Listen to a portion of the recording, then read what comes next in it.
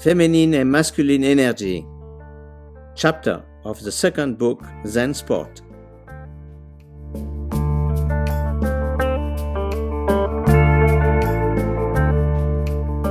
There seems to be a lot of information written on this topic.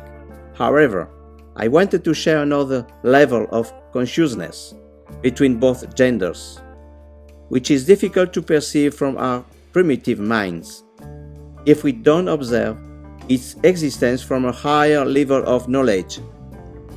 Men and women, the feminine and the masculine, are much more than complementary energies. They are the necessary and essential energies for existence and non-existence itself. Men and women are nourished with the same philosophical and non-philosophical energies, which fuel both poles of the planet and the universe's balance. As I explained in another section, we are entering a new age in which humanity is given a longer life expectancy. Most adults will have fulfilled their missions to perpetuate their kind during their first stage of life and fulfillingly await for old age to begin. Men and women are quite different, physically, psychologically, emotionally, intuitively, and maybe even spiritually. However, these differences have been greatly expanded by our primitive macho culture, the culture of man, and by religions. Both men and women are conditioned to interpret and assume the role that has been programmed for them since ancient civilizations, cyclic source of happiness, pleasure, pain, and suffering.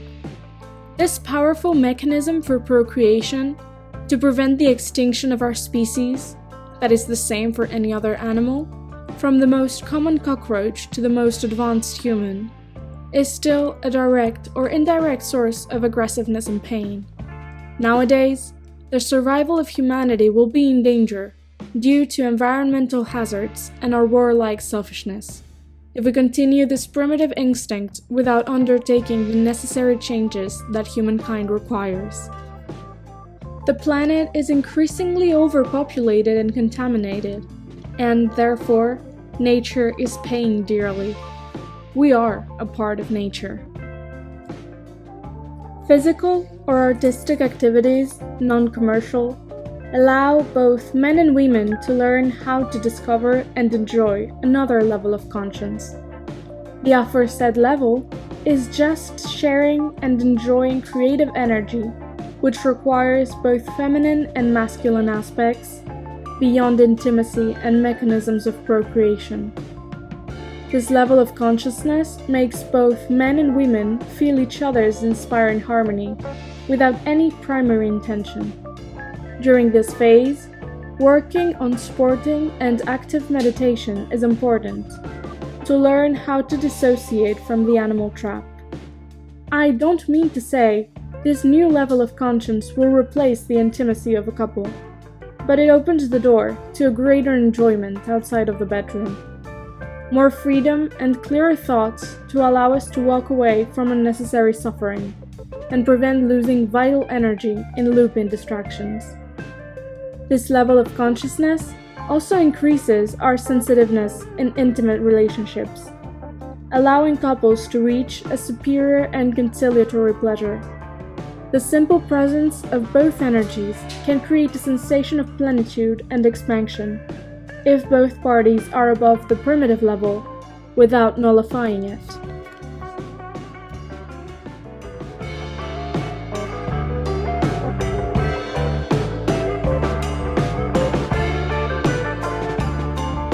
Enjoying this level of relationship requires effort on both parts. It doesn't work if only one person is doing all the work. Therefore, communication and practical philosophical maturity is required of both genders. I insist, I am not referring to the power of mutual attraction that nature initiates with hormones to fulfill the perpetuity of their kind, through a primitive instinct, which I commented on earlier. I am referring to a conciliatory, fraternal, maternal, spiritual, harmonious, creative, inspiring energy, which develops above our primitive instinct without overriding it.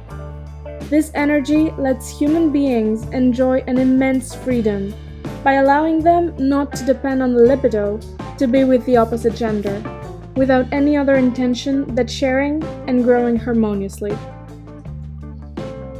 Without jealousy or control, just freedom and profound respect, team spirit, being true equals. For this equality to be true, said mutual respect and philosophy of the new era need to be the same for both genders with the utmost spiritual sincerity. Men convey a more active action. Women convey a more passive action. Both of them transmit actions. There can't be an active movement without a passive one, nor a passive movement without an active one. With true love, feminine and masculine energy transform into universal light, which illuminates with infinite generosity. However, if we replace true love for selfish love, feminine and masculine energy generate emotional sparks and short circuits. In modern society, men mingle with men and women with women. Generally, both genders mingle together by forming a couple, husband and wife, to start a family and have children, following their survival instinct and fulfilling the expectation enforced by society and family. The fear of these instincts for not knowing the other level of consciousness is the reason for the limited relationship between men and women, thereby losing the opportunity to reach a higher level of fulfillment through the universal balance.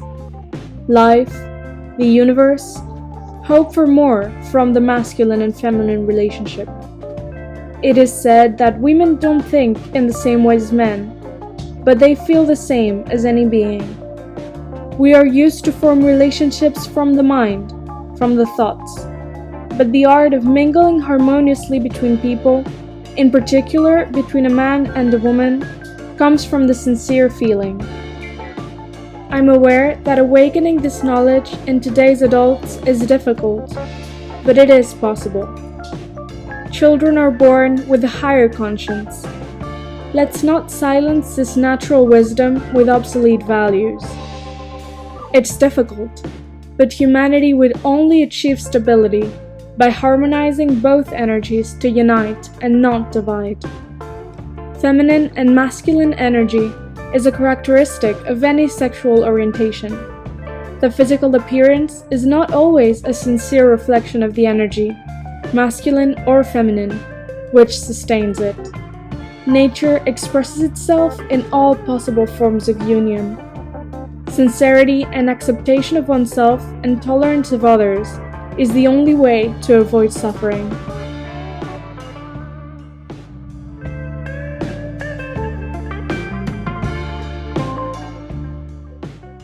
Society labels people according to extremes, but the natural balance of life lies with tolerance, sincere respect of everything, uniting the body and the mind in all its forms and feelings.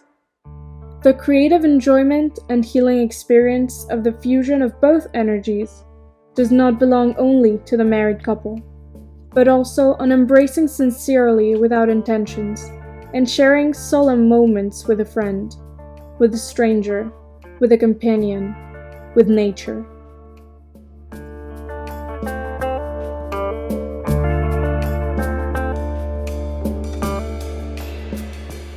Let's practice physical activities as a couple, with our families, with our sons and daughters. The AtelTrainer philosophy encourages the exchange of sporting and fun activities between generations or all genders and ages. This distance between girls and boys, adults and children, and the youth and the elderly is reduced. The elderly person will always have the strength and the desire to referee an intergenerational sports match, favoring the little ones with a wink and a smile full of complicity. The sum of feminine, masculine, adult and young energies strengthens the eager and conciliatory humankind.